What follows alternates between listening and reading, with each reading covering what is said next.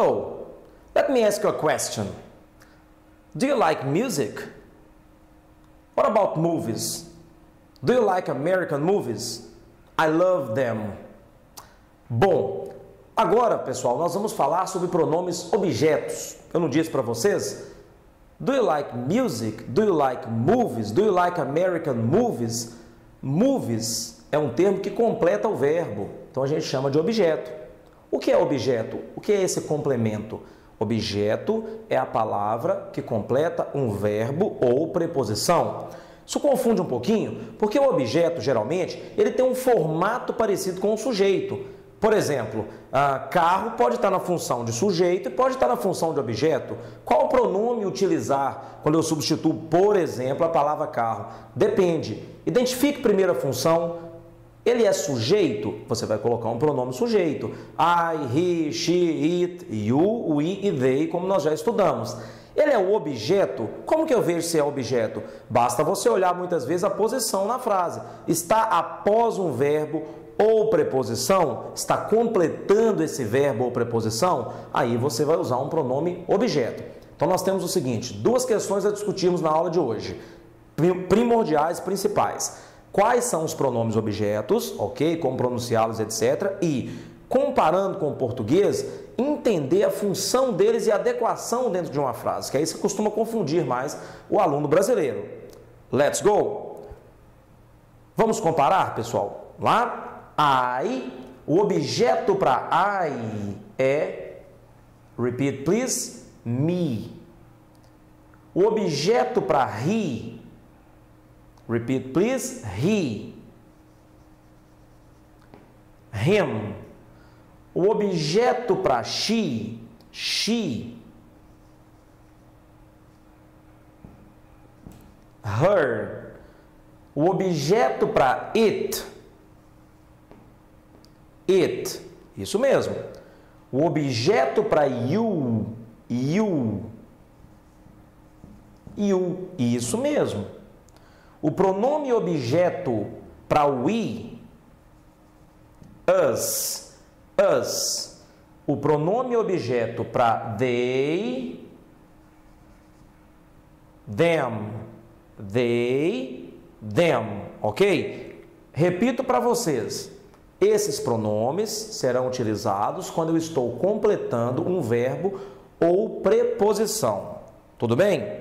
Observe aqui no nosso quadro novamente.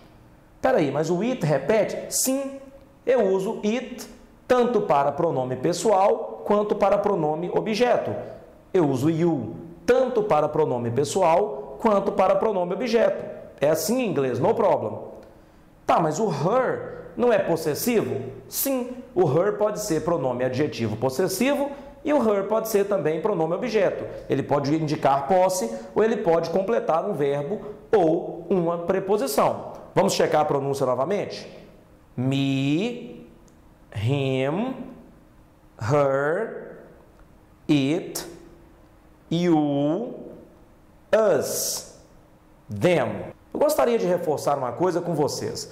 Não tentem traduzir os pronomes objetos, tá? Em inglês, ao pé da letra. Por exemplo, em português você tem me, te, nos, vos, o, a, os, as, lhe, lhes, me, comigo, etc. Em português isso é muito mais complicado. Em inglês, não interessa que tradução você queira dar no português, não interessa se tem preposição, se não tem preposição. O pronome se refere a I, então é me. O pronome se refere a you, é you mesmo, por exemplo.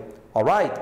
Vamos dar alguns exemplos aqui para finalizar a nossa aula, para você aprender a fazer substituição? Let's go!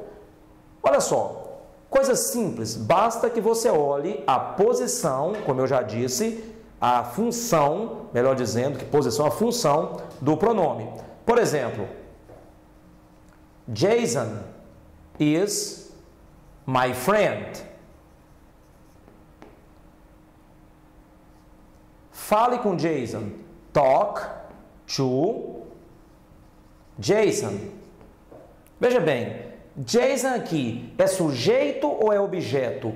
Ele é o assunto ou ele completa verbo? Não completa nada, ó, tá vendo como é fácil? Então, se eu quiser substituir, seria o quê? Pronome pessoal. He. Alright? Observe na sequência. Talk to Jason. Jason aqui é sujeito ou ele completa um verbo que tem preposição?